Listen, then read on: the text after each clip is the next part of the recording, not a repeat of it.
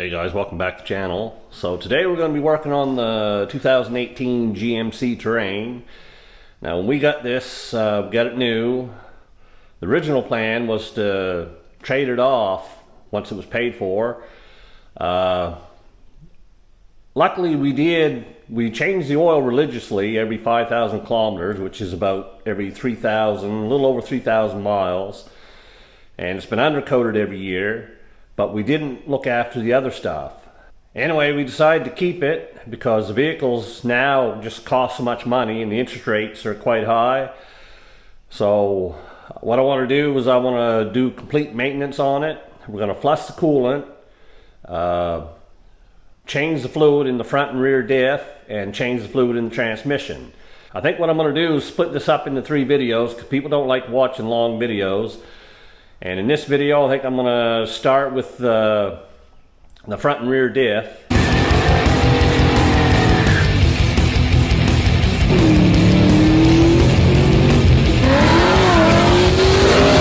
Okay, we're going to start on the easiest one, which is the back one.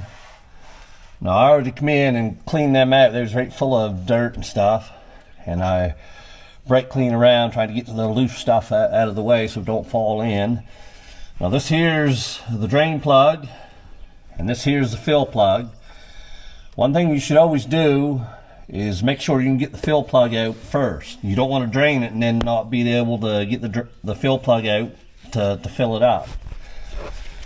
And all you need is a 3/8 inch drive on your ratchet. It'll slide right in there.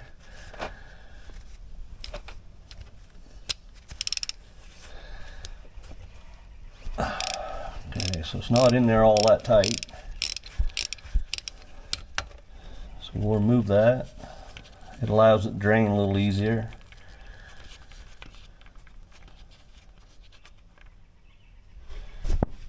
Okay, we got that one loose.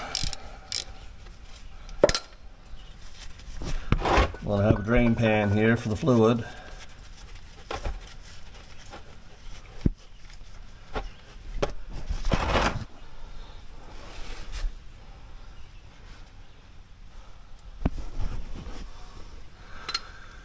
Fluid don't look too bad for never being changed. Okay, so here's the drain plug.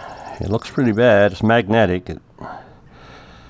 But I'm willing to bet most of that come right within the first few thousand miles. That's when you get the most wears, when their parts are breaking in. And we'll clean this up. And it's got a little seal on it, so I don't have to worry about putting thread sealer on it. It's got a little seal right here. Now, I'm not sure of the torque spec on this, but I took it off so I'll just put it back on roughly the same amount of force as it took to get off. And again, it's got a fairly nice little seal on it, so we shouldn't have to worry about it leaking. So here's what we're using to refill it. 75W90 Valvoline full synthetic. Apparently these diffs they just take regular gear oil. So we get our gear oil, start squeezing it in. You want to fill it till it starts running out, a steady stream starts running out of it. I'm not sure how much it holds, probably not a lot. She held all that one. Okay, so here's our second one. I wouldn't think it would use too much of this, but we'll see.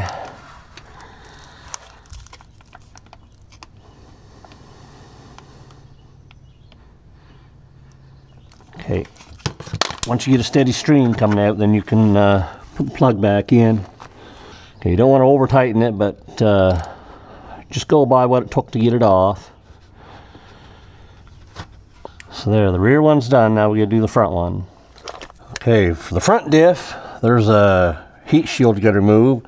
It's held on by 3 10mm bolts. There's one, there's 2, and there's a third one. They don't offer you a whole lot of room, but should still be able to get it. Maybe. Okay, like before, you want to make sure that you can loosen the fill plug before you drain it. Of course, I got to think about how I'm going to get it in there too. that was in tight. Okay, I got it loose. But I gotta think about how I'm gonna fill it. Yeah, I'm gonna have to use a siphon to fill that. Okay, so I got the drain plug out. Make sure your seal doesn't fall off like that one almost did. Oh, you can see that the seal's coming off. I want to make sure I don't lose that in the oil. Okay. That front fluid's real clean. It don't look like there's a whole lot in it either. Okay, so here's the plug from the front diff. You see this stuff here, that's just normal.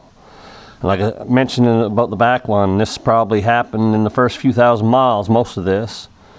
So just clean it up good, make sure the seal's still on there.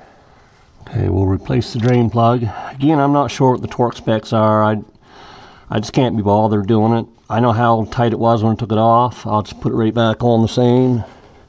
And if you're just average do-it-yourselfer, you might not even have a torque wrench anyway. I do have one, but I don't like using them on stuff like this because this probably only uses probably less than 20 foot-pounds of torque, and I find them big torque wrenches aren't always 100% at that low torque level. I don't buy professional tools, I just buy the cheap stuff, so I don't really like to use a torque wrench on stuff like this. Okay, so unfortunately that front one's hard to get at, so I'm going to have to use something to pump the fluid in. There are several things you can buy off Amazon. This is what I got, kind of like a syringe. It'll probably take several of these to fill it.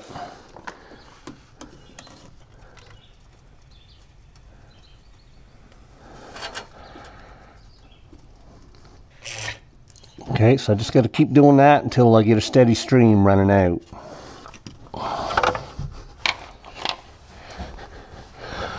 Okay, so we got a steady stream coming out.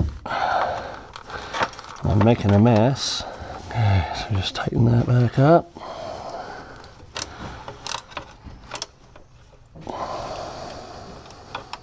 Now we're just gonna put our heat shield back on, clean this up a little bit, and then we'll be done. Okay, so I got the heat shield back on. I used some brake clean and cleaned things up a little bit. So there, guys, so that job's done. It's a fairly easy job, a little bit messy on the front one because you're limited in space.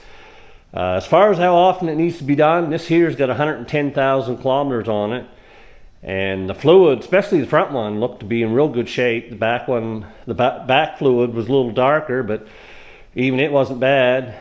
So I'm not sure how often you need to change them. I don't think it needs to be changed that often, but I guess it's up to you. Anyway, guys, hope this video helps somebody out, and we'll catch you in the next one.